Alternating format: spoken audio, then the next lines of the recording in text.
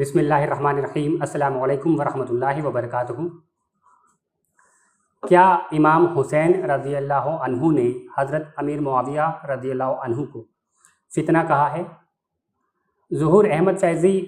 جو کہ اپنے آپ کو سنی بتاتا ہے لیکن اس کے سارے عقائد و نظریات جو ہیں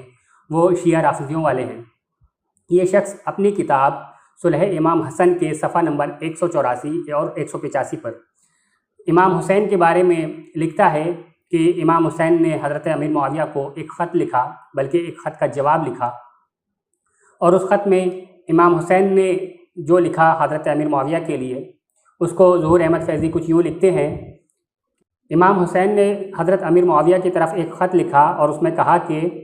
تم نے جو مجھے یہ کہا ہے کہ میں کسی فتنے میں نہ پڑ جاؤں، تو میرے علم کے مطابق اس سے بڑا اور کوئی فتنہ نہیں ہے کہ تیرے جیسا آدمی اس امت کا سربراہ بن کے بیٹھا ہے۔ اور اس کے آخری کے الفاظ کچھ یوں ہیں البدایہ والنہایہ کے حوالے سے: مجھے معلوم ہے کہ اس امت کی عمارت پر آپ کے قابض ہونے سے بڑھ کر کوئی اور فتنہ نہیں ہے۔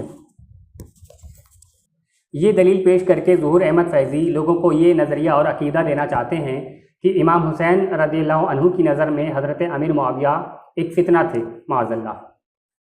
اور اسی دلیل کا سہارا شیعہ رافضی بھی لیتے ہیں۔ تو آئیے ہم انشاءاللہ تعالی آج کی اس ویڈیو میں اس دلیل کا جواب آپ کے سامنے پیش کریں گے۔ اس کا سب سے پہلا جو جواب ہے وہ یہ ہے کہ حضرت امام حسن رضی اللہ عنہ نے جب حضرت امیر معاویہ رضی اللہ تعالیٰ عنہ سے صلح کی، تو اگر حضرت امیر معاویہ رضی اللہ عنہ ایک اچھے انسان نہیں تھے، اگر وہ واقعی فتنہ تھے، تو پھر امام حسن نے پوری امت کی باغ ڈور حضرت امیر معاویہ کے ہاتھ میں کیوں دے دی؟ پھر تو ان کو حکومت دینے والا وہ بھی مجرم ہوا، کیونکہ انہوں نے ان کو حکومت دے دی، ایک فتنے کو حکومت دے دی، اور نہ صرف حکومت دے دی بلکہ ان کے ہاتھ پر بیعت کر کے لوگوں کو یہ بتا دیا کہ حضرت امیر معاویہ رضی اللہ عنہ بلا شبہ اس قابل ہیں کہ ہم ان کے ہاتھ پر بیعت کریں، ہم ان کی اطاعت کریں، کیونکہ وہ نیک اور اچھے انسان ہیں۔ کوئی شخص اگر یہ کہے کہ وہ صلح تو انہوں نے مجبوری میں کی تھی، تو بتا دوں کہ مجبوری جیسی کوئی چیز نہیں تھی، کیونکہ امام حسن رضی اللہ عنہ کے پاس اتنا بڑا لشکر تھا کہ اگر وہ چاہتے تو اپنی پوری طاقت کے ساتھ میں حضرت امیر معاویہ کے لشکر کا مقابلہ کر سکتے تھے، ان سے لڑائی کر سکتے تھے اور جیت بھی سکتے تھے۔ لیکن اس کے باوجود امام حسن رضی اللہ عنہ کی نظر میں یہی بات صحیح تھی کہ حضرت امیر معاویہ سے صلح کر لی جائے اور حکومت ان کے ہاتھ میں دے دی جائے۔ اگر حضرت امیر معاویہ ایک اچھے انسان اور نیک انسان نہیں ہوتے تو کبھی بھی امام حسن ان سے صلح نہیں کرتے، بلکہ صرف صلح نہیں کی، ان کے ہاتھ پر ہاتھ دے کر بیعت بھی کر لی اور دنیا کو بتا دیا کہ حضرت امیر معاویہ بلا شبہ ایک نیک سیرت انسان ہیں اور ان کی اطاعت کرنی چاہیے۔ تو امام حسن کے صلح اور بیعت کر لینے سے یہ بات ثابت ہو جاتی ہے کہ حضرت امیر معاویہ رضی اللہ عنہ ایک نیک سیرت صحابی رسول تھے۔ اب آئیے ہم مخالف کی پیش کی ہوئی اس دلیل کا جائزہ لیتے ہیں جو انہوں نے امام حسین کے حوالے سے پیش کی ہے کہ انہوں نے حضرت امیر معاویہ کو خط لکھا تھا اور اس میں انہوں نے ان کو فتنہ کہا تھا۔ یہ جو ان کی دلیل ہے خط والی، اس کو امام ذہبی نے سیار اعلام النبلہ میں بھی لکھا ہوا ہے اور امام ابن عساکر نے تاریخ دمشق میں بھی لکھا ہوا ہے، اور ان سبھی لوگوں نے یہ جو خط نقل کیا ہے وہ امام ابن سعد کے حوالے سے نقل کیا ہے، یعنی طبقات الکبریٰ کے حوالے سے نقل کیا، یعنی کہ اس کا پورا دار و مدار جو ہے وہ طبقات ابن سعد کی روایت پر ہے۔ تو آئیے ہم طبقات الکبریٰ کی طرف دیکھتے ہیں کہ اس میں ان الفاظوں کی جو سند ہے، یعنی کہ یہ جو بات آئی ہے خط والی، یہ کس سند سے آئی ہے۔ امام ابن سعد نے اپنی طبقات الکبریٰ میں جلد نمبر 6 صفحہ نمبر 423 پر اس روایت کو لکھا ہوا ہے، اور اس کی جو سند ہے صفحہ نمبر 421 پر، اس کی سند سے ہمیں پتہ چلتا ہے کہ یہ جو سند آئی ہے وہ محمد بن عمر الواقدی سے آئی ہے، اور محدثین کے نزدیک اس راوی کی کیا حیثیت ہے آئیے وہ میں آپ کے سامنے پیش کرتا ہوں۔ امام عقیلی اپنی کتاب ضعفاء الکبیر میں جلد نمبر 4 صفحہ نمبر 352 پر لکھتے ہیں، امام علی بن مدینی جو کہ امام بخاری کے بھی استاد ہیں، وہ واقدی کے بارے میں فرماتے ہیں کہ حیثم بن عدی میرے نزدیک واقدی سے بہتر ہے، اور نہ ہی اس کی ضعیف حدیث اور نہ ہی انصاب اور نہ ہی کسی دوسری چیز میں اس پر یعنی کہ واقدی پر راضی ہوں۔ یعنی کہ امام علی بن مدینی جو ہیں وہ کہتے ہیں کہ حیثم بن عدی جو ہیں وہ تو پھر بھی واقدی سے بہتر ہیں۔ اچھا، اور حیثم بن عدی کا مرتبہ کیا ہے؟ ان کے بارے میں اسی کے اوپر لکھا ہوا ہے کہ وہ جھوٹ بھی بولتے تھے۔ اس کے باوجود امام علی بن مدینی کہہ رہے ہیں کہ ہیثم بن عدی پھر بھی واقدی سے بہتر ہے۔ تو آپ اندازہ لگا لیں کہ واقدی کا کیا درجہ رہا ہوگا محدثین کے نزدیک، کہ جس شخص کے بارے میں یہ لکھا ہو کہ وہ جھوٹ بھی بولتا ہے وہ بھی واقدی سے بہتر ہے۔ امام ذہبی اپنی کتاب سیر اعلام النبلاء جلد نمبر 8 صفحہ نمبر 165 پر لکھتے ہیں، یہ بات ثابت ہے کہ واقدی ضعیف ہے، مگر تاریخ اور غزوات کے باب میں ان کی ضرورت پڑتی ہے۔ ہم ان کے آثار کو بیان کرتے ہیں لیکن ان کو دلیل نہیں بناتے، البتہ فرائض و احکام کے باب میں ان کا نام لینا بھی مناسب نہیں ہے۔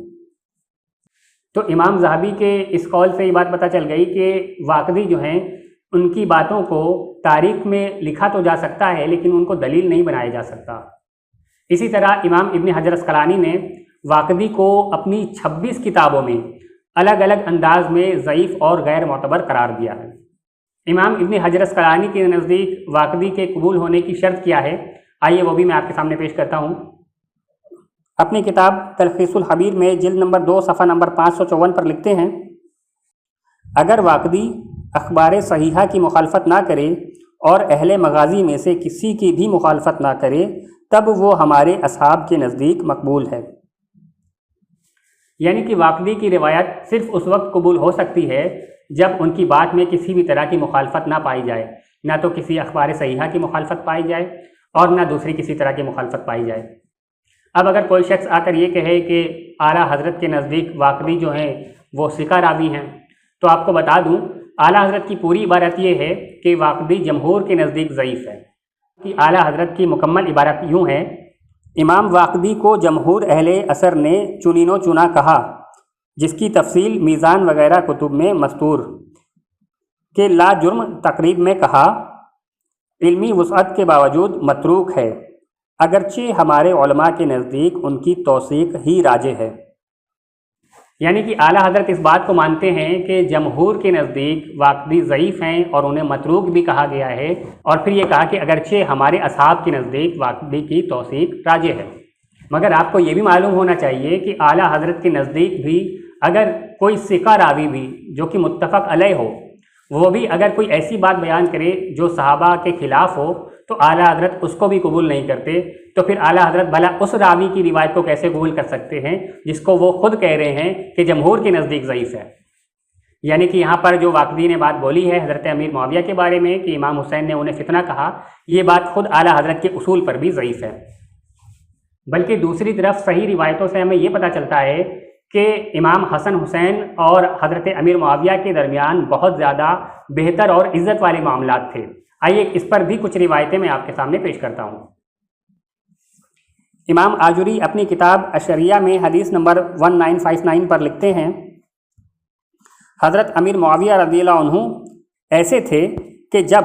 حضرت حسین رضی اللہ عنہ ان سے ملتے تو وہ فرماتے، رسول اللہ صلی اللہ تعالیٰ علیہ وسلم کے صاحبزادے خوش آمدید۔ امام ابن عساکر اپنی کتاب تاریخ دمشق میں جلد نمبر 59 صفحہ نمبر 192 پر لکھتے ہیں،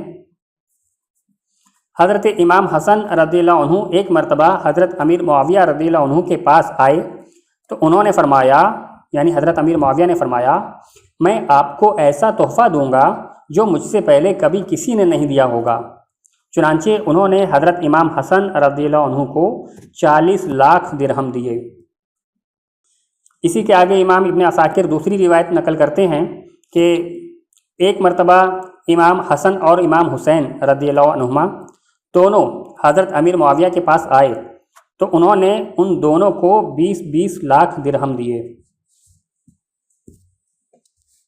تو ان ساری روایتوں کو دیکھنے سے یہ بات اچھی طرح سے پتہ چل جاتی ہے کہ حضرت امیر معاویہ اور حضرت امام حسن حسین کے درمیان بہت اچھے معاملات تھے، کبھی بھی ان میں کوئی اختلاف نہیں تھا۔ اور واقدی کی جو روایت ہے جس کو شیعہ اپنی دلیل بناتے ہیں وہ سخت ضعیف ہے اور کسی بھی طرح سے قابل اعتبار نہیں ہے۔